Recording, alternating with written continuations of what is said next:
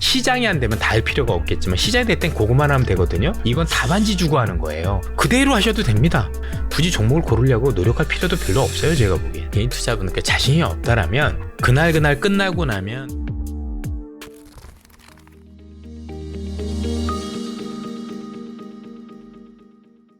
저희가 오늘 11월 3일이죠.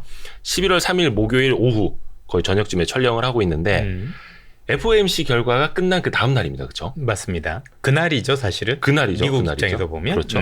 근데 파월 의장이 굉장히 매파적인 이야기를 해서 나스닥도 3% 이상 폭락을 했고 네. 개장 초에 코스피도 거의 1.7% 정도 밀려서 시작을 했어요. 근데 상승 반전하면서 끝났단 말이죠. 네. 이거는 우리가 어떻게 해석을 해야 됩니까? 물론 이제 하루짜리 이슈는 아니겠습니다만 앞으로. 네. 물론 이제 그 연준 발언에 대해서 향후에 시간을 두고 계속해서 도대체 파월이 어떤 얘기를 한 거지에 네. 대한 고민이 계속 있을 거라고 생각을 해요. 네. 그런데 잘 되새겨 보면 그리고 그 문안들을 잘 보면 제가 보기에는 중립 이상은 아니었다라고 판단이 됩니다. 그렇게 매파적인 건 아니었다. 왜냐하면 모든 가능성을 열어놓고 그렇게 말씀을 했기 때문에 결국에는 향후에 뭐 11월이 됐든 12월이 됐든 물가가 잡히는 모습이 보이고 경기 지표가 꺾이기 시작을 하면 네. 정책을 변화할 수도 있다는 여지를 둔 거거든요. 그러면 그거에 따라서 실제 피봇까지는 아니더라도 우리가 알고 있는 정책에 대해서 좀 더 완화할 수도 있는 거고 아니면 진짜 뭐 또 우리가 알고 있는 것처럼 물가도 뭐 계속 안 잡히고 그렇다라면 본인이 얘기한 것처럼 갈 수도 있는 거죠. 중요한 건 지금 본인이 얘기한 게 최악이에요. 그러니까 파월 의장이 지금 9월에 찍었던 점도표 그때가 이제 4.75%가 끝인데 네. 그거보다도 더 올리겠다라고 얘기한 게 최악인 건데 네. 그런데 성명서 문구를 보면 그렇지 않을 거라는 걸 슬슬 암시해 놨어요. 5%까지 걱정 안 해도 된다. 현재 그럴 것처럼 얘기를 해놨어요. 본인은. 근데 왜 5%를 얘기했느냐. 본인이 그 얘기를 하면서 이게 피봇에 대한 기대감을 높이는 걸 본인은 차단하고 싶었던 거예요. 그렇죠. 예. 그래서 앞으로 본인이 얘기를 할 텐데 그 얘기하는 수준에서 혹시 사람들이 이거를 정책 전환에 대한 기대로 생각하면 어떡하지? 라는 두려움 때문에 그 말씀을 했다라고 보면 될 것 같아요. 내 말 하나하나를 자꾸 피벗에 그렇습니다. 대한 기대감으로 네네. 가지면 어떡하지? 막 이렇게. 왜냐하면 지금 연준 입장에서는 이번 11월에 나온 그 성명서나 이런 것들이 기준이 될 수 없는 게 뭐냐면 네. 이것 같은 경우는 아시다시피 이번에 연준이 11월에 있었던 이 정책 결정은 지표를 보지 못하고 한 그런 결정입니다. 11월 10날 우리가 알고 물가 지표가 나오고 네네. 그러니까 어떻게 보면 10월에 있었던 모든 지표들을 보고 11월에 결정을 해야 되는 건데 한 달 전 거로 보고 결정을 해야 되는. 최소한 한 달 전 거는 봐야 되는데 11월 2일 하다 보니까 그 지표가 나오기 전에 결정을 해야 되는 이런 어떤 그 안타까움이 있는 거죠. 사실은 9월 데이터를 바탕으로 11월 초에 결정을 해야 그렇습니다. 되는. 예. 그런데 잘 아시다시피 9월 데이터가 이미 의미가 제가 볼 때는 없는 게 뭔가 연준이 보다 강한 긴축을 했고 금리 수준이 높아진 건 10월부터거든요. 네. 그렇게 왜냐하면 9월 말에 이제 정책 결정이 있었으니까 0.75. 예. 그럼 0.75도 중요하지만 중립금리 이상인 게 중요한 거예요. 그래서 뭐 이전에도 뭐 0.75 이상 올렸지만 뭐 2% 금리다 아무 의미가 없어요. 너무 금리가 낮잖아요. 네. 그럼 최소한 3% 이상의 금리가 됐었을 때부터 정책적으로는 부담을 느끼게 되는데 네. 그 부담이 본격화되는 시점이 10월부터 시작을 하는 거거든요. 네. 그럼 그 효과를 보려면 지표가 11월 중순에 나오는데 11월 초에 이런 걸 했으니 어떤 얘기도 할 수 없는 안타까움이 있는 거죠. 그래서 제가 보기엔 이번에 11월에 나왔었던 파월 의장의 발언은 본 게임은 아니라고 보여지고 네. 본 게임은 12월인 것 같아요. 그때는 지표를 생각보다 많이 볼 수 있습니다. 그리고 그 지표를 볼 때 일반적인 지표를 본 게 아니라 그동안 연준이 올려왔던 금리가 이제는 실제 어떻게 반영되는지 볼 수가 있어요. 이게 되게 중요해요. 그러니까 75bp 0.75%포인트씩 4번 연속 올린 효과를 이제는 확인할 수 있는 첫 번째 시점이 그 당시에요. 11월부터 12월 그 사이부터 이게 실시가 되거든요. 그러면 지금까지는 그 효과를 확인하기에는 좀 시기적으로 어렵죠. 좀 어려웠고 시간이 얼마 안 금리도 됐고. 낮았고 금리 수준도 낮았고 원래 통상적으로 우리가 알고 있는 이 통화정책 효과가 본격화되는 게 보통 한 5달, 6달 뒤에 나타나는데 그 시점이 연말이라는 거죠. 그럼 그 연말에 유의미하게 만일에 네. 유의미하게 물가지표도 꺾이기 시작을 하고 경기도 안 좋은 모습을 나타난다라면 지금 연준이 얘기한 금리 5%는 올릴 이유가 없죠. 왜냐면 물가가 잡히니까, 경기가 안 좋아지니까. 그런데 지금은 경기도 나쁘지 않고 네. 그다음에 물가도 안 잡혔다라는 생각이 있기 때문에 그런 말씀을 하셨는데, 그래서 정책 문구에 그 얘기가 들어가 있는 거예요. 이번에 속도 조절하는 가장 큰 이유는 네. 그동안의 통화 정책이 누적된 거에 대한 시차 효과를 일단은 점검하겠다는 얘기를 공식적으로 했잖아요. 이 얘기는 그 두 가지 의미가 있어요. 첫 번째 의미는 뭐냐면, 그동안 내가 이렇게 해왔으니까 이거에 대한 부정적인 효과가 연말쯤에 나타날 거야. 그러니까 그걸 일단 보자. 그게 11월, 12월 지표겠죠. 그럼 그때 나타나서 물가도 조금 잡히는 모습이 보이고, 네. 경기도 안 좋은 모습을 보인다라면 긴축을 빠르게 풀진 않겠지만 최소한 본인이 얘기했던 5% 금리, 그건 아닐 수 있다라고 이미 얘기를 한 거고요. 두 번째는 지금부터가 중요한데, 지금까지 금리 올린 것도 되게 힘들었잖아요. 네. 근데 지금 4% 이상에서 올리는 금리는 0.25만 돼도 대단히 부담스러운 거거든요. 네. 그러면 지금부터 올린 금리가 내년 중반에 경기에 영향을 직접적으로 미칠 거 아닙니까? 그렇겠죠. 자, 지금까지 올린 금리 가지고도 지금 경기 침체 가능성이 높아졌는데, 여기서부터 하면은 경기가 완전히 경착륙이나 그 이상으로 갈 수도 있는 거예요. 네네. 그 효과까지도 감안해서 정책을 쓰겠다라고 얘기한 거니, 지금부터는 우리가 알고는 뭐 이렇게 했을 때 자이언트 스텝 이런 거 밟을 가능성이 없어요. 그렇게 하면 다 죽어요. 그거를 조심스럽게 나타난다고. 다만 연준도 그렇고 우리도 그렇고 지표를 본 게 없잖아요.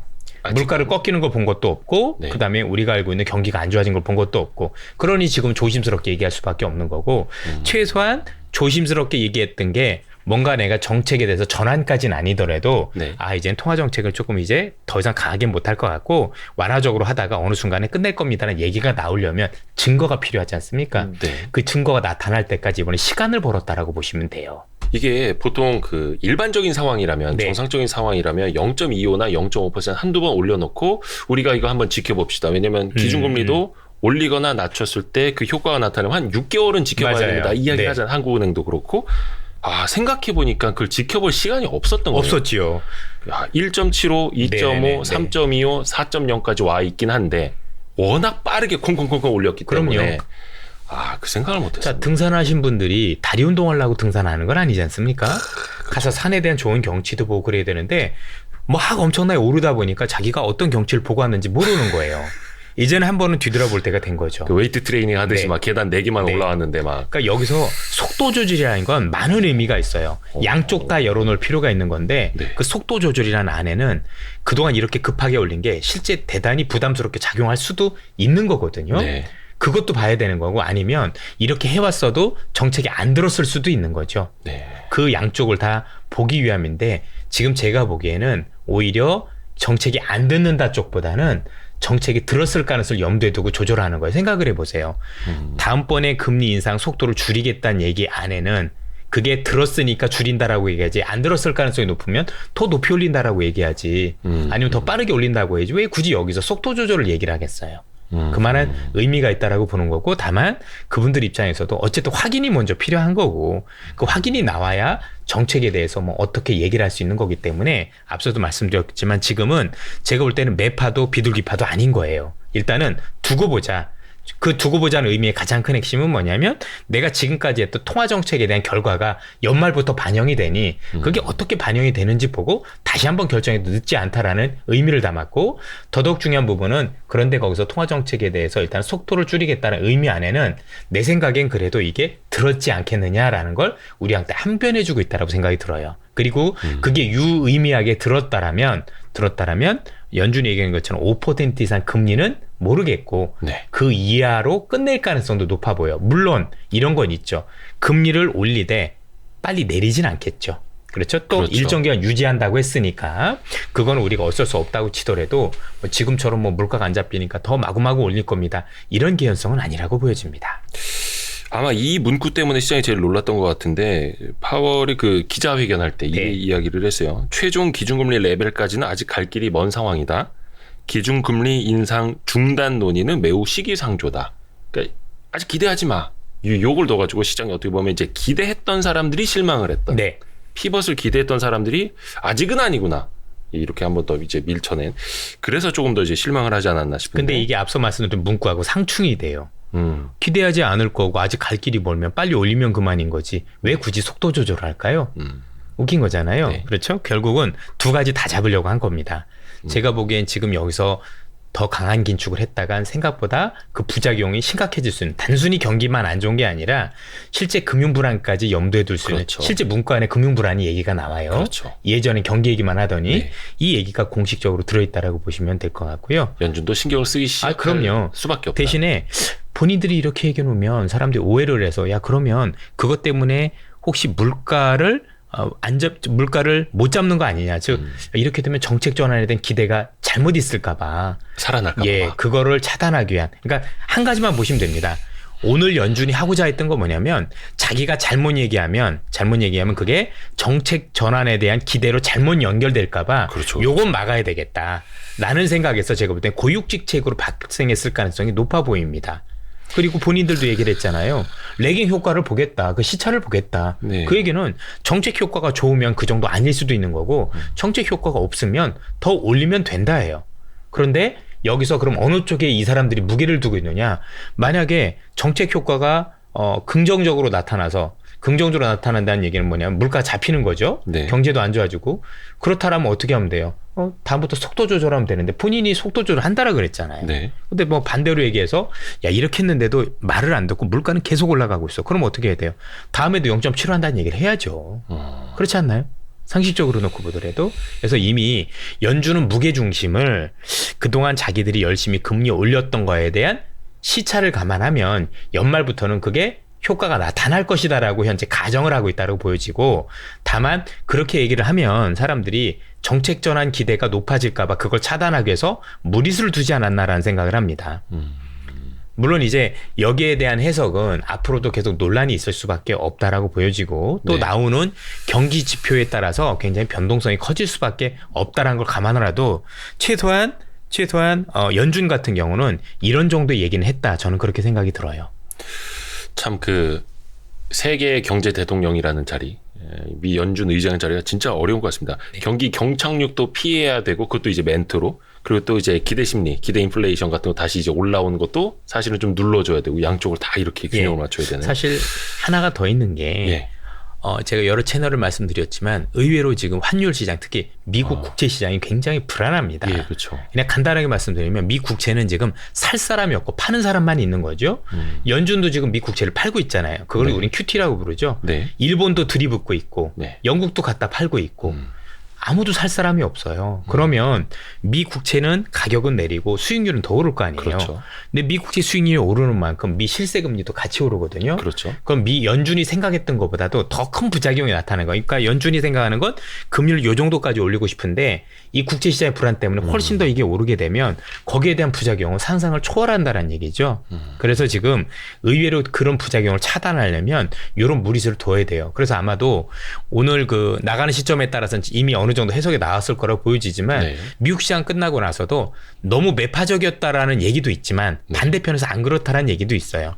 그 얘기 뭐냐면 해석이 하기에 따라서 이렇게 보일 수도 있고 저렇게 보일 수도 있다라는 겁니다. 그래서 보통 비둘기도 아니고 우리가 알고 있는 매도 아니고 매둘기라는 표현을 많이 쓰잖아요. 매둘기. 예. 그런데 이제 방점은 아무래도 금리 인상이 4.75가 아니라 5%까지 갈 거야라고 했기 때문에 보통 매파적으로 해석을 했지만, 그거는 지표가 그렇게 되면 갈 거야라는 거죠. 지표가 그렇지 않으면 안 갈 거야라는 생각도 되기 때문에 굳이 그거를 너무 매파적으로만 해석할 필요는 없지 않을까. 물론 섣부른 기대를 갖자라는 건 아니고, 우리 입장에서도 연준이 얘기했던 것처럼 그동안 했었던 그 긴축 정책에 대한 효과, 이런 것들이 이제 앞으로 나온 지표 어떻게 반영되는지 보고 결정해도 전 늦지 않을 것 같아요.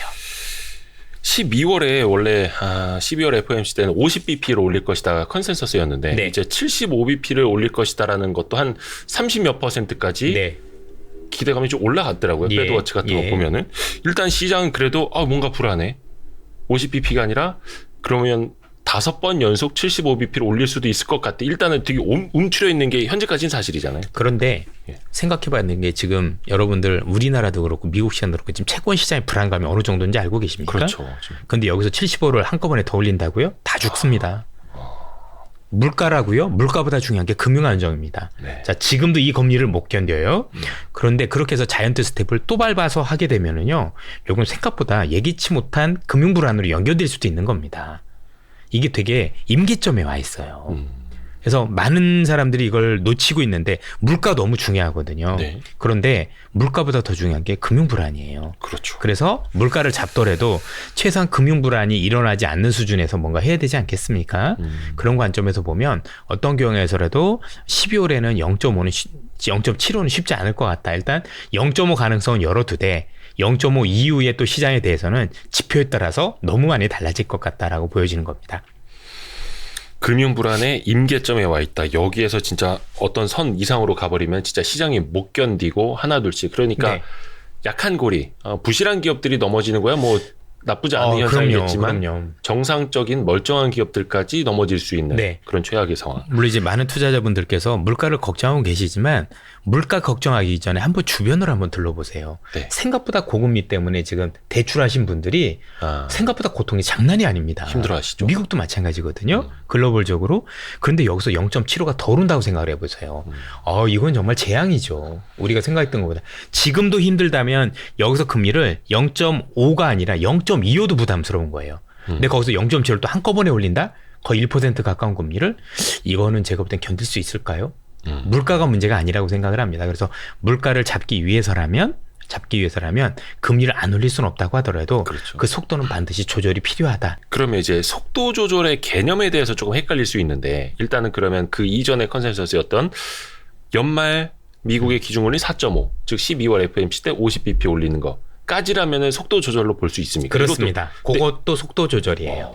0.75까지도 예상을 했었기 때문에 0.5 정도만 되면 속도 조절인데 연말에 0.5도 반드시 할 거냐 그것도 봐야 돼요. 자, 일단 0.75까지는 하면 안 된다라고 말씀을 드리고 네, 선을 넘는 거고. 제가 다시 한번 말씀드리면 0.5 하면 안 되는 거예요. 예. 물가 때문에 해야 되는 게 아니라 하면 다른 일이 벌어질 수 있기 때문에 저는 그 가능성이 낮게 보고 0.5까지는 가능성이 있죠. 그런데 요거는 지켜봐야 되겠지만 12월 물가가 예상보다 꺾이면 생각보다 꺾이기 시작을 하면 그럼 0.5도 안 할 수도 있는 거죠. 그런데 그건 너무 섣부른 판단이긴 합니다. 네네. 아직까지는. 일단 지표로 봐야 되니까. 네네, 그렇습니다. 나오는 지표로. 그래서 이거 뭐 매월 중요하긴 합니다만 그래서 이제 11월에 나오는 10월 물가지수. 이건 매월 사로는 팔입니다. 뭐 하나하나 이렇게 막 뚜껑을 열 때마다 막. 근데 누가 보더라도 지금 이 물가와 관련된 선행 지표들이 생각보다 많이 꺾이고 있습니다. 해상 운임부터 시작을 해서 여러 가지 것들이 많이 꺾이고 있고 지금 이제 그나마 안 꺾이고 있는 게 두 가지. 예컨대 주거비하고 이제 임금과 관련된 부분인데 주거비는 시차를 두고 꺾이고 있기 때문에 그건 이미 주택 시장만 다시 반등만 안 시킨다라면 제가 볼 땐 시간의 문제이기 때문에 큰 의미 없다라고 보여져요.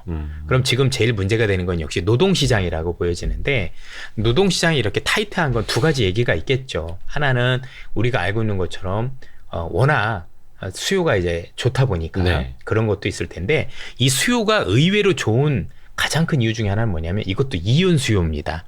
서비스업 이연 수요. 예, 우리가 그동안 코로나 때 너무 못 즐겼던 거죠. 그렇죠. 못 즐겼기 때문에 어떤 그 서비스업과 관련된 이유가 나오면 아직도 사람들이 이거를 더 즐기려는 습성들이 굉장히 많은 것 같아요. 그래서 서비스업 중에 일자리들이 자꾸 늘어나고 있는 것들. 그래서 궁극적으로 뭔가 유의미하게 노동시장에서 변화가 일어나려면 이 이연 수요가 어느 정도 마무리되는 국면. 이제 놀 거 다 놀아봤어. 내가 여행도 한번 갔고 즐길 건 다 즐겨봤는데 경기가 어려우니 그다음부터 씀씀이 줄여야지라는 시점이 제가 볼 땐 조만간 다가올 것 같거든요. 그때 이제 어느 정도 나오지 않을까라고 생각을 하고 있습니다. 고용 지표도 상대적으로 조금 둔화될 수 있는. 예, 둔화되는 건 분명해 보이는데 그 시점을 지금이면 좋겠다는 기대는 있는데 그건 지금 함부로 얘기할 수는 없는 것 같고 하여튼 이 서비스업에 대한 이연 수요 그동안 못 즐겼던 그런 어떤 서비스업에 대한 수요를 지금 사람들이 즐기고 있는 것들 이런 것들과 관련해서 어느 정도 마무리됐을 때 이번에 여러분들 보시면 헬로윈 때도 그랬잖아요. 전 세계 각국이 사람들이 헬로윈을 즐기러 나왔던 게 예상보다 인파가 많았던 이유가 뭘까요? 아직도 그 이연 수요를 즐기고 있는 거죠. 내가 옛날에 못 돌아다녀서 즐기지 못했던 걸 지금 즐기고 있는 거 아니겠습니까? 눌려있던 거. 그렇습니다. 눌려있던 거.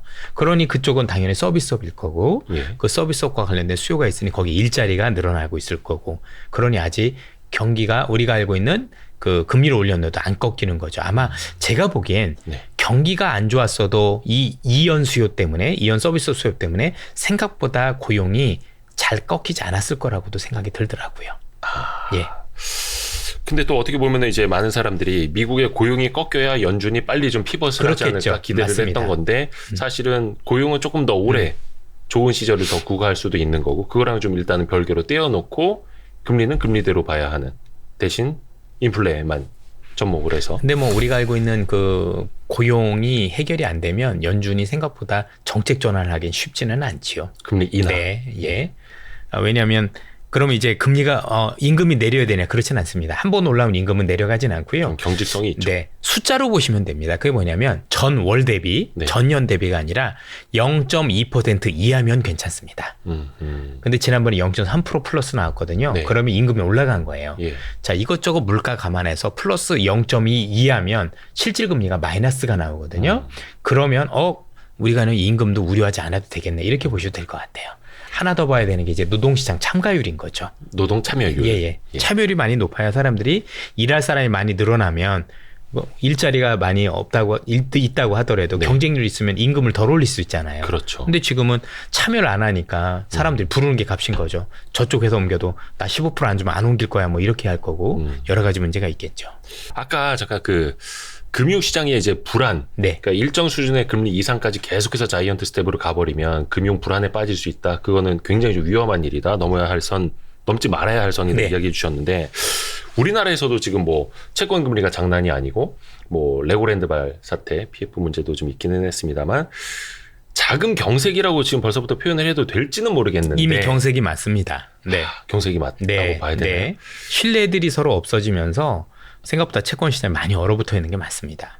그러면 이 상황이 지금 어디까지 갈지랑 어떤 영향을 주게 될지를 봐야 될 텐데 일단 현재 상황부터 좀 먼저 진단을 현재 좀 뭐 아시겠지만 그 채권을 발행했던 기업들 같은 경우가 신용 등급에 따라서 채권이 이제 차환 발행이 안 되는 네. 그런 모습인 거죠. 이렇게 되면 아무래도 기업들 입장에서 자금 압박이 심해질 수밖에 없거든요.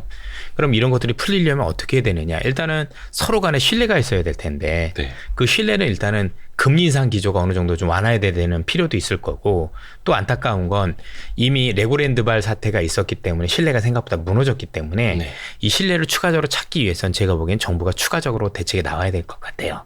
그래도 지난번에 50조 원 플러스 그 정도 가지고는 좀 패키지. 부족해 보여요. 아, 그것도 부족해요. 그거 가지고는 어느 정도 큰 불은 막았다라고 보여지지만 네. 추가적으로 그래도 여기에 대해서 정책적으로 대응을 할 수 있는 정부가 어떤 위기 상황이 오지 않게 막는다라는 보증을 해줄 필요가 저는 있다라고 생각을 하고 있습니다.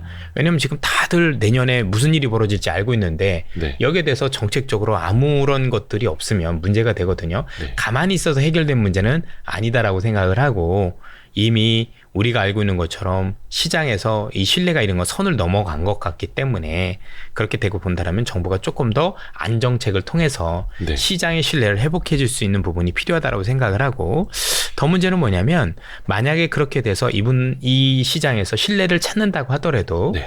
여전히 자금력이 좀 약한 기업들 같은 경우 문제가 될 수 있잖아요. 그렇죠. 그럼 이 기업들은 채권 시장에서 자금 조달이 안 될 경우 어떡하겠습니까? 결국 증권 시장에서 유상증자를 할 가능성이 높은 거죠. 상장사라면. 예, 그렇습니다. 그러면 그것도 뭐 상장사여서 유상증자라도 할 수 있는 처지라면 그나마 기업 입장에서 나은 맞죠. 건데. 그렇습니다. 아마도 지금 자금력이 굉장히 약하고 자금에 대해서 문제가 생기고 있는 기업들은 시장이 오르고 내리고 여부와 상관없이 증자 가능성을 염두에 두고 조심하실 필요는 있지 않을까.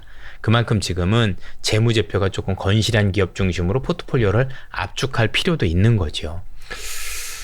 요게 사실은 조금 딜레마입니다. 뭐냐면 주식시장은 말 그대로 이제 기업들 입장에서 보면 언제든지 자금을 조달할 수 있는 그런 역할을 그럼요. 해주는 곳이기 때문에 맞아요. 우리가 급할 때 빨리 유상증자 불러 12 찍어 이렇게 할 수가 있는 건데 투자자 입장에서는 그게 굉장히 고통스러워지는 거죠. 이게 이제 양날의 검인데 시장이 좋을 땐 호재죠. 그렇죠. 그돈 뭐 가지고 성장한다. 투자도 할 거고 하면서. 성장인데 지금은 투자를 하는 어떤 수요라기보다는 어쨌든 부족한 자금을 메우기 위한 측면에서 증자를 하는 거다 보니 이게 운영자금이냐 시설 네. 투자자금이냐. 왜냐하면 이게 지금 시장에 투자 심리가 얼어붙어 있고 거래가 없는 상황에서 네. 유상증자를 하게 되면 그만큼 물량이 더 늘어나는 거지 않습니까? 그러면 거기에 대한 부정적인 효과가 실제보다도 더 크게 나타날 수 있어서 그 관련 기업들은 변동성이 더 커질 위험이 있다라고 봐야 되겠죠. 그래서 지금은 우리가 알고 있는 그대로 뭔가 조금 신용등급이 조금 불안한 기업들 같은 경우에 대한 신규 매수는 제가 볼 때는 고려할 필요가 없다라고 생각이 들어요. 어떤 기준으로 보면 좋을지도 조금 팁을 좀 주십시오. 뭐 예를 들어서 뭐 부채 비율이라든지 뭐 여러 가지 좀 봐야 될 것들이 있지 않습니까? 사실 이런 것들은 전부 다 그 재무제표를 보면 나와 있기 때문에 네네. 예, 빚이 과도하게 많은 기업이라든가 자금이 이제 단기적으로 이제 문제가 되는 기업들은 지금 리스트들도 많이 회자가 되고 있는 상황이라서 네. 이런 것들은 이제 다트라고 보통 그러죠. 예. 그런데 이제 왜냐하면 보통 어떤 기업을 선정하실 때 보면 그 기업에 대해서 공부를 하실 거 아닙니까? 네. 최소한 이제 우리가 알고 있는 단기 자금들, 보통 이제 부채도 일반 부채가 아니라 우리가 알고 있는 단기 부채라는 게 있지 않습니까? 유도 1년 내 부채. 갚아야 될 거예요. 예. 예. 1년 내 갚아야 될 부채가 굉장히 많은 경우들이 있어요. 이런 경우는 조금 여러분 한번 고려를 해주시면 그게 다 이렇게 나오거든요. 1년 내에 갚아야 될 부채인지 아닌지 이렇게 체크를 하실 수 있는 거니까 그런 것들에 대해서 좀 고민을 많이 하실 필요가 있지 않을까. 단기 부채 비율. 그렇죠? 그렇습니다. 일반적인 부채 비율뿐만이 네네. 아니라 예. 단기 부채 뭐 비율까지도 일반 해서 부채 비율이 조금 있다고 하더라도 그게 장기적으로 이렇게 갚아야 될 거라면 지금 상황에서는 좀 벗어날 수 있는데 1년 내라면 지금 1년 내가 제일 어려울 거기 때문에 네. 그 안에서 좀 고민을 많이 해봐야 되겠죠. 그렇게 어떻게 해서든 이제 기업들 입장에 좀 버텨야 되는 거고. 그렇죠. 또 최근에도 보면은 갑자기 엄하게 급락한 딱 보면은 야, 저 회사 부채 비율이 지금 200% 300%였던 회사야. 또 이런 얘기들이 또 그러니까요. 뒤늦게 또 나오고. 좀 아쉬운 거는 최근에 어쨌든 이 채권 시장의 사태가 겪지 않아도 될 수준까지 온 것 같아요. 그러니까 이제 점차적으로 신용 시장이 어려워지는 거는 우리가 충분히 대처를 하고 있었거든요. 네. 나름대로. 그런데 그 수위, 그러니까 우리가 댐이라고 보통 그러죠. 댐이 딱 앞으로 물이 좀 넘칠 것 같아 댐을 한 5m까지 쌓아놨는데 네. 갑자기 이 물이 갑자기 확 넘치게 만드는 정책적인 실수가 있었던 거고요. 그로 인해서 이제 시장에서는 이 댐 가지고는 부족해라는 인식들이 강해진 거예요. 그럼 댐의 수위를 높여야 되는 거지 않습니까? 그렇죠. 그거는 정부의 몫이지 이제 기업들이 할 수 있는 건 별로 없어 보입니다. 맞습니다. 그래서 근데 뭐 사실 댐이 한번 이제 물이 넘쳐버리면 네. 댐이 나중에 그 무너질 가능성도 더 높아진다고. 그럼요. 잘못한 건 잘못한 거예요. 네. 어떤 이야기인지는 아마 다들 이해를 네. 하실 겁니다. 예. 무슨 잘못이 있었는지. 아무리 생각해도 좋은 점수를 줄 수 없어요. 네. 반등을 조금 이야기했으면 좋겠는데 그래도 이게 모르겠습니다. 그러니까 사람 욕심은 끝이 없어서 2150포인트일 때 살 걸. 물론 그런 이제 완전 최바닥 잡는 거였는데 얼추 한 2350 근처까지 이제 와 있다 보니까 그 사이에 200포인트 반등 때 나타난 변화들을 우리가 어떻게 읽었어야 될까? 그 사이에도 뭐 한 20-30%씩 반등한 종목도 있고 그냥 그 지점에 머물러 있는 종목들도 있고 요걸 좀 어떻게 가려보면 좋을까요? 우선은 개인 투자자분들 입장에서 이런 반등을 읽을 수 있다라는 건 사실 프로들도 어려운 거기 때문에 개인분들 입장에서는 쉽지 않았을 거라고 생각이 드는데 그렇죠. 제가 고민하는 건 그래요. 이 반등 때 과연 낙폭과대가 반등을 더 많이 했느냐 이거죠. 지나 보니까 어이없는 일들이 벌어지고 있었던 거죠. 네. 그래서 낙폭과대 관련 기업들도 반등을 하긴 했지만 그것보다는 기존에 덜 빠졌던 것들이 오히려 신고가 나는 기업들도 생기기 시작을 했다라는 겁니다. 이 극심한 차별화. 이게 뭘 나타내는 거냐면 향후에 어떤 것들이 주도주가 될 수 있는지 이미 시장은 조금씩 반영을 하기 시작을 한 거예요. 이게 지수 반등이 큰 의미가 없을 수도 있는 게 이전의 모든 하락장에서 그랬지만 보통 이렇게 큰 하락장이 오면 이 추세까지 전환되는데 생각보다 오랜 시간이 걸립니다. 바닥은 찍었을지 모르지만 실제 바닥을 찍고 나서도 뭐 6개월 또는 길게는 1년간 이 바닥권에서 변동성을 보이는 경우들도 덜어 있습니다. 예컨대 닷컴 뽑을 때도 그랬었고 네. 아니면 큰 하락이 있었을 때 공통적으로 나타나는 게 빠르게 정책 전환이 안 돼요. 지수 전환이. 그건 왜 그러냐면 이렇게 기존에 있었던 큰 성장에서 한번 와르르 무너졌다는 얘기는 말 그대로 기존에 있던 성장 동력이 이미 끝났다라는 얘기하고도 같아요. 네. 그러면 앞으로 시장이 오르려면 그 다음 동력이 나타나서 시장을 이끌고 나와줘야 되는 네. 상황인 건데 그 과정 속에서 새롭게 성장을 이끄는 애들은 올라가고 있겠지만 기존 성장이 부러진 애들은 지수가 바닥을 찍었음에도 불구하고 더 빠질 개연성도 배제할 수 없는 거거든요. 이 과정 속에서 지수는 별로 안 오르는 것 같고 그리고 더 빠지지도 않는데 의외로 종목별 편차가 굉장히 크게 나타날 개연성이 있습니다. 지금이 그렇죠. 지금부터 그게 시작될 개연성이 있어 보여요. 그래서 저는 이번 시장이 그거를 일부 반영하지 않았을까라는 생각이 들고 제가 아마 어떤 말씀을 하는지는 여러분들 코스피 200 종목 차트만 보셔도 압니다. 추세가 살아있는 종목과 그렇지 않은 종목들이 극명하게 나뉘어져 있고 그 가운데서도 추세가 죽지 않았던 종목들 반등이 더 컸어요. 심지어는 신고가를 넘어선 기업들도 있으니까. 그럼 이거는 되게 그렇더라고요. 우리가 알고 있는 것처럼 되게 크죠.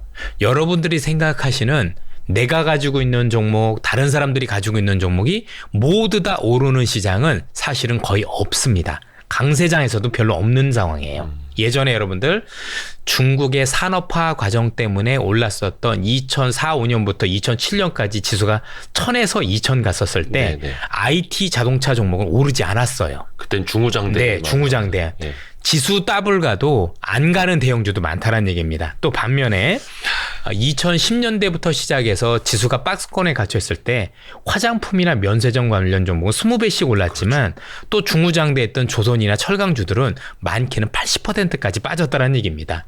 그렇죠. 앞으로도 이런 시장이 저는 올 수도 있다라고 생각이 들어요. 그러면 지금은 많은 투자자분들께서 일단 지수 바닥이 중요한 건 맞지만 이제부터는 지수 바닥보다도 내가 가지고 있는 기업들이 향후 시장과 가장 최적화될 종목 안에 들어갈 수 있는지 아니면 거기서 탈락되는지 여부를 지금부터 더 따져보시는 게 더 중요하다고 생각이 듭니다. 그러니까 이제 개인들은 1차적으로 이제 시각적으로 보이는 낙폭과대 종목을 사실은 제일 직관적으로 제발 좋아하고. 피하셨으면 좋겠어요.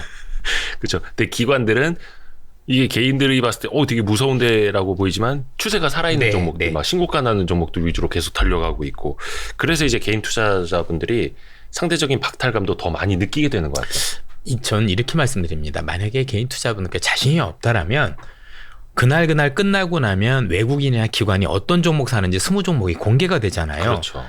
모르겠으면 그것만 가지고 포트폴리오를 짜보세요. 생각보다 나쁘지 않을 겁니다. 농담이 아니라 이건 답안지 주고 하는 거예요.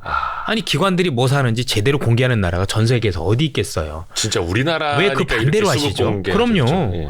그대로 하셔도 됩니다. 아니면 최소한 그대로 하기 어려우면 이 친구들이 산 업종 공통 분모가 있겠죠. 외국인 기관 같이 산 기업들이 있을 거란 말이에요. 네. 그런 것들만 사도 되겠죠. 쌍끌이 종목. 네, 쌍끌이 종목. 그러면 그래도 성공 가능성이 높습니다. 다 성공하는 건 아니지만. 예. 참고로 제가 알기로는 미국이나 중국이나 다른 나라는 거의 기관 외국인 수급 동향을 공개 안 합니다. 매일같이 보여준 네. 나라가 없습니다. 한국이 제가 알기로는 거의 유일무이합니다. 제가 봤을 때 이거 약간 좀 TMI라고 저는 개인적으로 네. 생각을 하는데 이건 하지만 답안지예요. 네. 중요한 네. 아니 그들 뭐 사는지 보여주고 주도주가 뭔지도 보여주는데 시장이 안 되면 다 할 필요가 없겠지만 시장이 될 땐 그것만 하면 되거든요. 굳이 종목을 고르려고 노력할 필요도 별로 없어요. 제가 보기엔. 어떻게 보면 이제 기관과 외국인이 써낸 그 OMR 카드를 한 반나절 뒤에 보는 거죠. 그렇죠. 그리고 보고 나서 하루 넣는다고 문제가 있는 건 아니지 않습니까? 네. 다만 그들이 샀을 때 우리가 공부해 볼 건 왜 샀는지 보는 거죠. 그렇죠. 이걸 이 사람들이 왜 선택을 했을까? 그리고 이 사람들이 샀었을 때 이유가 있을 건데 그리고 포텐셜을 얼마나 본 걸까에 대한 고민을 같이 해주시는 게 더 나아요. 어떻게 보면 시장을 좁혀서 볼 수 있는 거죠. 사실 요거 뭐 기관 외국인 수급 관련주를 사라고 말씀드리는 건 아니고 그럼요. 그 이유를 공부해 네. 봄직하다라는 네네. 취지입니다, 여러분. 오히려 좀 더 효율적으로 시장을 활용할 수 있는 방법론을 말씀드리는 겁니다. 이것도 이제 뭐 수급만 봐라 이렇게 또 오해하시면 또 안 되기 그럼요. 때문에 예. 혹시 그러면 다음번 그러니까 현재 장세 이렇게 분위기를 보실 때 이게 현재 주도주로 해야 될까? 다음번 주도주라고 해야 될까? 뭔가 좀 보이는 게 혹시 있으실까요? 지금 향후 시장과 관련해서 커지는 쪽이 뭔가 있을 거라고 생각을 하는데 네. 그것과 관련해서는 이미 미국이라든가 유럽 각국이 현재 펼치는 정책 수혜주들이 저는 답이라고 생각을 해요. 정책 수혜주. 네. 왜냐하면 기본적으로 내년 시장에 대해서 많은 분들이 고민하시는 게 내년에 경기 침체가 올 거다. 그럴 가능성이 높지 않습니까? 네. 그러면 그게 경기가 안 좋아진다는 얘기인데 이렇게 되면 민간 소비가 훼손될 수밖에 없어요. 네네. 그러면 민간 소비가 줄어들 가능성에 대한 관련 기업들은 주가의 추가 조정 가능성이 높지만 정책 수혜주들 같은 경우는 정부 소비인 거지 않습니까? 또는 기업 소비인 거고 이런 기업들 같은 경우는 그래도 제가 볼 때는 이런 경기 침체에서 생각보다 그래도 조금 자유로울 수 있겠다라는 관점이 들고 또 이런 정책 수혜주들은 향후 정부가 키우고자 하는 방향이거든요. 그래서 현재 미국 또는 유럽에서 나오고 있는 강한 경기를 부양하기 위한 강한 정책들 이걸 보고 제가 볼 땐 그 관련주를 그래도 눈여겨보시는 게 맞지 않을까. 그리고 그 안에 새로운 주도주들이 포함되어 있을 가능성이 굉장히 높다라고 현재 보고 있습니다. 혹시 그게 태조 이방원에 많이 좀 그 안에 겹치나요? 많이 포함이 되어 있는 게 맞습니다. 그리고 물론 태조 이방원 안에 그 있는 종목들이 다 움직이는 거 아닌 건 이미 아실 겁니다. 그렇죠? 예. 같은 2차 전지도 안에서 많이 다를 거고 네. 방산주도 그 안에서도 많이 다른 것처럼 각각 기업에 대해서는 많이 따져보실 필요가 있고 아마 이전에도 제가 태조 이방원 얘기를 많이 하면서 좀 확장적 개념으로 봐라. 이게 제가 태조 이방원을 얘기했던 가장 좋았던 이유는 뭐냐면 결국 이게 방산 이런 거 빼놓고 대문제는 글로벌적으로 에너지에 큰 변환이 있는 거다. 이 변환과 관련해서 커질 수 있는 새로운 사업들이 많아지고 있다는 걸 말씀드리고 싶었던 거거든요. 근데 많은 분들이 오해하시고 딱 그것만 보시는 것 같아요. 그런 개념은 아닙니다. 확장적 개념으로 봐요. 네. 그러니까 산업이 변한 거예요. 근데 이제 뭐 최근에 다시 좀 잘 나가고는 있습니다만 태조 이방원 종목들도 보면 물론 이제 그 중에서도 대형주들 뭐 주도주들 변화를 보면은 변동성이 장난이 아니더라고요. 시장도 이러니 변동성이 클 수밖에 없는 거고요. 왜냐하면 시장이 일반적인 경기 침체 우려 때문에 하락을 하는 게 아니라 최근에는 시스템 우려, 그러니까 시장이 경기가 문제가 아니라 완전히 금융시장이 붕괴될 수 있다는 우려 때문에 하락하는 거는 그 어떤 주도주도 피해갈 수 없기 때문입니다. 대표적인 사례가 트러스 총리의 이 실수로 인한 이것들도 큰 예가 되겠죠. 왜냐하면 영국의 연기금이 전부 다 파산할 뻔한 거잖아요. 이건 글로벌 금융위기로 가는 겁니다. 진짜. 그렇게 된다라고 보면 문제가 심각해지죠. 그럴 경우는 일단은 종목이 없는 게 맞는 거지 그런 거죠. 근데 이제 일반적인 경기 침체라든가 경기 상황이 있다라면 거기에서는 제가 볼 땐 그래도 시장 대비는 아웃퍼폼 할 수 있겠다. 즉 시장 대비는 더 좋은 수익률을 기록할 수 있겠다. 이렇게 보고 있습니다. 좋습니다. 어쨌고 이제 태조 이방원으로 이제 많이들 알고 계셔가지고 근데 하지만 요것도 뭐 중간 변동성은 어쩔 수 없다라는 거. 이게 그러니까 그 기업들 안에서 저희들 같은 컴플라이언스 이슈가 있기 때문에 산업도 추천하면 안 되고 종목도 추천하면 안 돼요. 왜냐면 제가 여러분들 한 분 한 분을 제가 관리를 해드리면서 하면 그 관련 좀 어떻게 됩니다 말씀을 드릴 수 있지만 일반인 투자자들 같은 경우는 이 얘기만 듣고 그냥 야 이게 덜 올랐으니까 2차 전지도 이거 사보자 이런 식으로 투자했다가 저 사람 틀렸네 얘기할 수도 있는 거거든요. 달라요. 그렇죠. 그 안에 있는 기업들도 2차 전지도 양극재가 있고 음극재가 있고 분리막이 있고 다 다르거든요. 다 다르죠. 움직이는 이유도 다 달라요. 기업마다 또 원재료도 어디 썼는지 다 다르고 그거를 꼼꼼하게 따져보셔야 됩니다. 그래서 특정 종목이나 기업을 추천할 수도 없고 해서도 안 되는 이유가 그래서 나오는 거죠. 그래서 멘트 한두 가지만 듣고 모든 걸 다 이제 판단을 할 수는 사실 또 없는 거고요. 좋습니다. 최근에 좀 이슈가 많이 되는 쪽 한번 여쭤볼게요. 그 네옴시티 이게 사실 뭐 사우디의 빈살만 왕세자가 방한을 한다. 방한 안 한다더라. 뚝 뭐 이렇게 또 변동이 큰데 또 최근에 다시 또 방한한다더라 이러면서 쭉 올라가고 있거든요. 이 네옴시티라는 게 사실은 거의 뭐 인류가 이 지구에 남길 몇 가지 작품 중에 거의 이제 거대한 몇 가지 손 안에 꼽힐 텐데 이거를 우리가 투자 측면에서 봤을 때 어떻게 접근을 해야 됩니까? 우선은 네옴시티라는 걸 투자자분들이 제대로 알고 있느냐부터 생각을 해야 될 것 같아요. 대부분 유튜브만 듣고 하시는 분들 네옴시티는 그냥 테마주라고만 알고 계실 텐데 사우디라는 국가가 이제 그 많은 문제가 있죠. 어떤 문제가 있냐면 지금 전 세계 각국이 2030년까지 석탄, 석유를 비롯한 탄소 발생을 하는 에너지원을 덜 쓰기로 하고 현재 신재생 에너지로 많이 넘어가고 있지 않습니까? 사우디는 잘 아시다시피 탄소 에너지와 관련된 비중이 너무 높죠. 여러분들 잘 알고 계신 것처럼 사우디 재정의 88%를 석유가 담당을 하고 있고 GDP의 43%가 석유 관련 사업에서 나오고 있거든요. 절대적으로 요 관련해서 의존하고 있는 기업 이 국가 입장에서 향후에 신재생 에너지 비중이 높아질수록 이 국가의 수입원도 줄어들고 국가의 생존 문제가 대두하게 되죠. 그렇죠. 그거를 타파하기 위해서 그래서 만든 것들이 네옴시티인데 네옴시티는 한 지류입니다. 결국엔 사우디 비전 2030이라는 큰 프로젝트가 있고요. 이 큰 프로젝트의 한 지류가 네옴시티인 거거든요. 네. 그래서 사우디가 앞으로 2030년까지 어떤 변화를 가져갈지 그 가장 큰 변화 안에는 어떤 변화가 있냐면 궁극적으로 사우디도 석유의 의존도를 줄이는 게 목적이에요. 석유의 의존도를 줄인 의존도를 다른 걸로 채워야 되지 않겠습니까? 네. 그 채우는 산업을 하는 과정 속에서 나오는 것 중에 하나가 네옴시티인 거예요. 네. 그래서 조금 더 큰 그림에서 사우디가 그리고 있는 그림을 같이 그려보고 이게 얼마나 큰 사업인지 한번 고민을 해보고 그 안에서 네옴시티를 하는 걸로 보셨으면 좋겠다라는 거죠. 그리고 그 네옴시티가 당연히 그 규모가 워낙 크고 방대하니 뭐 다른 나라들도 굉장히 수혜가 있겠지만 우리나라도 그 안에 수혜가 있을 거다라 보시면 될 것 같아요. 이미 여러분들 이 방송 보실 때 알고 계시겠지만 그걸 비판하시는 분들은 이미 수익률을 못 누르겠죠. 그 관련 대장주들은 이미 4-5배씩 올랐을 거요. 선도주들은 보셨을 건데 자 의심할 때 이미 주가는 다 올랐죠. 그럼 그거 따라 사야 되느냐? 저도 모르겠습니다. 그건 여러분들 판단해야겠지만 주가가 그런 거예요. 그래서 항상 주식하는 사람들은 부정적으로 보는 것보다는 긍정적으로 보라는 얘기가 아니라 이게 어떤 걸 의미하는 건지 얼마나 큰 사업인지에 대해서 사실 공부가 돼 있어야 되는 거야. 시장은 많이 하는 것보다 깊게 하는 게 훨씬 더 중요한 이유입니다. 그래서 네옴시티에 대해서 조금 더 깊게 아셨으면 하는 바람이 있는 겁니다.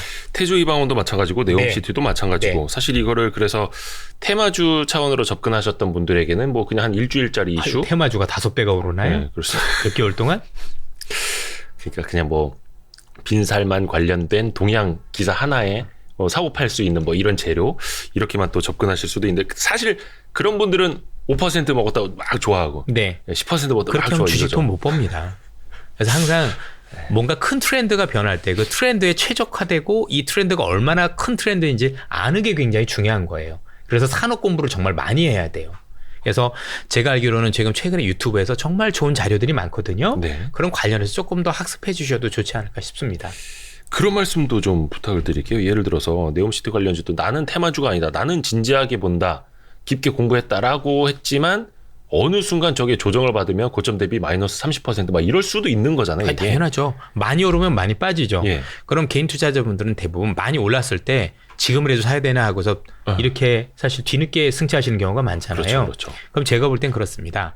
이번에 그걸 사라는 의미가 아니라 내가 이렇게 의심할 때 이렇게 많이 오르는구나. 그리고 내가 왜 이렇게 크게 많이 올랐을 때 여기 편승을 못했을까? 결국엔 이 산업이나 바뀌는 변화에 대해서 조금 더 깊게 많이 몰랐기 때문이다라는 교훈을 가지고 향후에도 이런 어떤 그 새로운 것들이 또 나올 거 아니에요. 그랬었을 때는 조금 더 깊게 공부를 해보는 거죠. 그리고 그 깊은 걸 느끼고 있어야 사실 여러분들이 얼마가 수익이 되든 수익이 많이 나는 거거든요. 여러분들 주변에서 주식으로 큰 돈 번 분들이 사는 종목마다 족족 오르는 게 아니에요. 1년에 한두 번 이런 큰 트렌드를 잘 간파를 하고 거기에 대해서 수익률을 했었을 때 큰 수익이 나는 거거든요. 어떻게 여러분들 1년 내내 오르는 종목마다 다 합니까? 뭐 시장에서 고수라고 하는 분들 정말 고수신 이유가 뭐냐면 사는 종목마다 올라서 고수가 아니고요. 이런 큰 트렌드가 있을 때 그걸 잘 놓치지 않았기 때문에 고수라고 보는 거예요. 그래서 공부는 빨리 하는 게 중요한 게 아니라 얼마나 깊게 읽느냐가 훨씬 더 중요하다는 말씀을 다시 한번 강조드립니다. 그런 말이 있더라고요. 그러니까 대부분의 이제 주가 시세는 그 이슈라고 해야 될까? 초반에 한 70%가 다 나고 나머지 30% 시세를 가지고 나머지 사람들이 이제 박 터지게 싸우는 거라고. 그러니까 이게 어떻게 보면 이제 초반에 먼저 준비가 돼 있던 사람들이 그걸 보는 건데 예전에 한창 그 수소 관련주들 막 올라갈 때도 사실 그거는 지금 봐도 그렇고 작년 재작년에도 그렇고 이거는 참 큰 트렌드는 맞지 않습니까? 네. 근데 그 가운데서 산업의 발전과 주가의 움직임은 너무나 다르게 움직이기 때문에 그래서 더 어려운 거긴 한데 약간 그거는 그래서 뭔가 버틸 수 있는 힘, 오래 갈 수 있는 힘, 투자를 좀 장기화하고 수익을 극대화할 수 있는 힘의 배경이라고 말씀해 주신 걸로 이해를 하면 될까요? 네네. 혹시 그 지금 이제 연말이거든요. 예. 뭐 좀 마지막으로 연말 전략이라든지 이쯤 되면 이제 연말을 정리하고 내년을 준비해야 되는데 좀 큰 틀에서 좀 당부 말씀 해주실 수 있다면. 이제 각사들의 연말 전망이 나올 텐데 우선 그 각사들이 제시한 연말 전망을 믿을 필요는 없고요. 그거는요. 여러분들 저도 아시겠지만 그렇게 말씀해 주시면 괜찮습니다. 왜냐하면 제가 신한의 투자전략 팀장 출신이잖아요. 네, 그렇죠. 제가 전략을 해봤기 때문에 아는 오래 거예요. 하셨죠. 네네. 네. 그 전략은 항상 1년에 몇 번씩 바꿀 수밖에 없어요. 아, 그럼요. 네. 사실. 예. 그러면 예. 그 여러분들이 그 전망에 대해서 내년에 이렇게 될 거라고 거기에 못 박히시면 안 되고 좀 더 유연하게 하시라는 얘기입니다. 그렇죠. 대신에 그분들이 내는 전략 중에서 아이디어가 되는 게 되게 많아요. 특히 내년을 바라보는 핵심 업종이나 이런 것들에 대한 아이디어들이 있는데 제가 볼 땐 그래도 이분들이 그런 걸 되게 잘 잡는 경우들이 되게 많습니다. 네. 그래서 그래도 최소한 대형사 중심으로는 여러분들이 자료 좀 보시면서 이런 거는 참 생각지도 못했던 아이디어인데 이런 것들을 좀 보셨으면 좋겠어요. 특히 아마 다음 주부터 시작을 해서 이걸 보시는 주부터 시작을 해서 각사들이 내년 시장과 관련된 리서치 포럼을 하게 됩니다. 그렇죠. 그거 다 유튜브로 생중계 되거든요. 네. 한 번씩은 들어보세요. 그래서 지수 전망이 이러니까 그 지수가 얼마일 거다. 그런 건 보지 마시고요. 그건 어차피 변할 거예요. 내년 초만 돼도 바꿀 수 있습니다. 그거 말고 내년에 바라볼 때 이런 업종들이나 이런 것들이 이래서 좋을 수 있습니다는 그거에 대해서 네. 한 번들 아이디어를 한번 보시면서 스케치 해보고 그중에서 제가 볼 땐 분명히 좋은 보물들이 나올 거거든요. 그런 것들을 보시는 게 어떨까 싶습니다. 그러니까 배당 투자 이런 거 하지 마시고요. 예. 왜 갑자기? 배당 투자를 왜 해요? 배당 3% 받고 주식 20% 빠질 수 있는 건데. 아, 그죠. 그런 배당 건 하지 3% 주면 마세요. 배당 낙이 3% 있는 거니까. 아, 그럼요. 예. 근데 그거보다 주가가 더 빠질 거잖아요. 그런 건 하지 않으시면 돼. 다만 배당 주는 기업들은 최소한 아까 얘기했던 재무에 대한 위험은 없겠죠. 그렇죠. 네네네. 돈이 많이 있으니까 맞습니다. 배당을 주는 거니까. 우리나라 배당 투자에서 성공한 사례가 없어요. 뭐 사실 KTNG, KT 같은 것도 배당 보고 들어갔는데 시세 차익이 30%막 있고 거의 나면 당연하죠. 그게 예, 행복한 예, 예. 거고. 그 많은 분들이 진짜 착각하시는 게 진짜 좋은 말씀해 주셨습니다만 아주 단적인 전망. 저 사람이 언제 어디에서 뭐라고 했어. 근데 한두 달 지나고 만데 그거 뭐야 안 맞잖아. 근데 그 사이에 또 바뀌죠. 세계 경제도 달라지고 우리나라 경제도 달라지고 시장 환경도 다 달라지는데 그래서 항상 그 단적인 사례만 가지고 모든 걸 이제 끝까지 기억을 하시고 하면 안 된다라는 거. 주홍 글씨를 씌우시는데 이해는 됩니다. 야, 그것도 전망 못하냐? 못합니다. 요즘 시장을 다 맞추려면은요, 팬데믹이 어떻게 되는지도 다 알아야 되고, 우크라이나 전쟁이 언제 끝나는지도 알고, 언제 시작되는지도 알아야 되고, 연준이 어떤 말 하는지도 다 알아야 됩니다. 그건 신밖에 모릅니다. 역사상 처음 있는 일입니다. 경기 지표 가지고 시장을 읽을 수 없습니다. 여러분들 저희가 부족한 거 많이 알고 있습니다. 그래서 비판받아 마땅할 거고 거기에 대해서 여러분들이 손가락질을 하셔도 저는 할 말은 없지만 미국에는 증권사 중에서 단 한 군데도 맞춘 데도 없다는 것도 알고 계셨으면 좋겠습니다. 걔네들도 지금 일주일에 2주일에 한 번씩 말 바꾸는데도 모건 스탠리 골드만 다 똑같습니다. 제가 그 자료 전부 가지고 있거든요. 다 똑같습니다. 그건 뭐냐면 그만큼 시장에서 예상치 못한 변수들이 너무 많다라는 거죠. 네. 항상 시장에 대한 전략이라는 거는 중장기 전략을 세울 수도 있지만 이럴 때는 그 변수에 따라서 많이 바뀔 수도 있기 때문에 여러분들께서도 저보다 훨씬 잘하는 분들이 많은 걸 알고 있음에도 불구하고 그분들 얘기를 철석처럼 이게 정답이다가 아니라 그분들이 이런 얘기를 했었을 때는 이런 이유로 이렇게 봤어라는 걸 기억해 주시고 그럼 그런 변수들이 바뀌었을 땐 또 어떤 말씀을 하시는지 그 변화에 대해서 같이 느끼셨으면 좋겠어요. 왜냐하면 그렇지 않으면 저희들도 그렇지만 사실 저도 이제 나이도 있고 그렇죠. 그래도 그쵸, 한 가정이 가정인데 사실 이제 40대 욕 먹는 고. 게 그렇게 꼭 좋지는 않아요. 물론 욕 먹을 네가 짓을 했잖아 아니면 저도 할 말은 없어요. 예, 많이 죄송하긴 한데 그래도 저분들이 그 말을 바꿨을 땐 그만한 이유가 있는 건데 거기에 대해서 좀 많이 예쁘게 봐주셨으면 여러분들 제가 경제학과를 졸업을 했거든요. 네. 경제를 그래도 나름대로 공부를 되게 많이 했었다라고 생각을 하고 있고 그리고 이 경제와 관련된 전략을 이코노미 그러니까 이제 리서치 생활을 네. 수십 년간 했어요. 네. 경제를 정말 많이 공부했다고 생각해 경기 지표로 시장 읽을 수 있었으면 지금 경제학 하시는 교수님들은 지금 전부 다 조단위 부자가 돼 있으셔야 돼요. 그런데 여러분들 교수를 하고 계시다라는 얘기는 그게 불가능하다는 얘기거든요. 그렇죠. 그럼 지금 여러분들 많은 분들께서 경제 지표 가지고 나와서 시장을 맞출 수 있는 것처럼 할 수 있지만 그 맞은 적이 있다라면 그렇지가 않겠죠. 그분들 유튜브 왜 합니까? 그걸로 있었으면 그걸로 부자 되지. 안 그렇습니까? 그렇죠. 아니거든요. 그분들도 좋은 말씀을 해주시고 그렇지만 좀 더 여러분들이 같이 유연하게 보셨으면 좋겠다. 저는 그런 말씀을 드리고 싶습니다. 같이 계속 해석을 네네네, 하고 네. 또 이제 대응을 하고 그 아이디어를 또 계속해서 네. 검증해보고 그래도 뭐 잘 맞추려고 또 노력은 해야 되겠지만 그렇죠. 예. 그리고 이런 것도 아이디어가 될 수 있어요. 이상하리만큼 그 시장에 잘 맞추는 분이 있으세요. 그러니까 오르는 시장이든 내리는 시장이든 예. 예. 그건 되게 중요한 것 같아요. 이번 시장에서도 하락장을 되게 잘 보신 분이 있다는 걸 저도 알고 있거든요. 네, 네, 네. 그런 분들 얘기는 저는 귀담아 듣는 거 되게 중요한 것 같아요. 예, 또 오를 때 또 되게 또 희한하리만큼 또 잘 최적화된 분이 있어요. 그러니까 각 애널리스트 분들도 그렇고 아니면 나오시는 분들도 그렇고 이게 또 되게 우리 표현으로 해서 되게 이제 최적화된 분들이 있거든요. 네. 오를 때 다 맞추고 하락할 때 다 맞추고 이런 분은 안 계시지 않습니까? 아, 네, 네, 네. 그때 잘하시는 분들이 있으시면 그분들을 조금 선별해서 보시는 것도 좀 방법이 아닐까 싶습니다. 그때 스타가 탄생을 네. 하죠. 제가 잘못하면 저하고 반대로 움직이는 것도 사실은 되게 방법일 수도 있는 거예요. 한번 이선엽 부장이 엇박자 타기 시작한다 막 이러면 아, 그럼요. 반대로 하면 그것도 되게 좋은 꿀팁인 거잖아요. 아, 예. 그러니까 저희들을 최대한 이용하셔야 돼요. 저희들 맹목적으로 믿자가 아니라 네. 저 친구들이 요즘 보니까 계속 엇박자 그럼 반대로 움직이시면 되고요. 잘 맞는다 생각하면 같이 움직이시면 되는 겁니다. 또 이제 희한하게 잘 네. 맞힐 때는 계속 맞고 아, 그럼요. 그게 엇박자 있어요. 타면은 있어요. 막 예. 세상 망가지고 죽을 막. 것 같아요. 한강 가고 싶습니다. 아 근데 추워서 못 들어가긴 하는데. 가끔 이게 저도 네, 이게 있어요. 오랫동안 여의도 분들 보면은 가끔 이제 신내림 받는 네네네, 분들이 있어요. 있어요. 농담으로. 네. 하여튼 근데 저도 신내림 받고 싶습니다. 아니 근데 아, 이선엽 오를 부장님은 거야. 약간 그쪽에 가까워요. 아이 그렇게 네. 하면 되게 좀 이제 많은 신뢰가 되는 얘기인 거고 네. 저는 다만 많은 투자자분들께서 저희들이 얘기하는 행간의 의미를 잘 읽어주셨으면 좋겠어요. 저희들이 컴플 이슈만 아니라면 저도 막 허심탄회하게 말씀을 드리고 싶은데 네. 그럴 수 없다라는 것도 많은 투자자분들이 놓인 환경이 다르고 가지고 계신 종목이 다르다 보니 일반화시킬 수 없다라는 아쉬움은 있긴 하지만 나름대로 말씀드린 거 보면 그래도 나름대로 제가 주장하고자 했던 게 거기에 있거든요. 조금 더 찾아주시면 좋지 않을까 싶습니다. 근데 이제 많은 분들이 아신 것 같아요. 이선엽 부장님이 되게 뭔가 그냥 피상적인 이슈만 전달해주는 분은 아니다라는 거. 그걸 이제 좀 깊이 있게 해석하시고 이걸 가지고 어떻게 아이디어로 접목을 해야 될까지 이제 실전으로 가시는 분이니까 그 또 진심이나 실력은 또 많이들 알고 계실 겁니다. 아 진짜 이선엽 부장님 말씀이 정말 좋네요. 감사합니다. 요즘 이렇게 예. 왜 이렇게 인기가 있는지 진짜 느껴지네요. 잘생겨서 아닐까요? 아이고, 아, 저 네.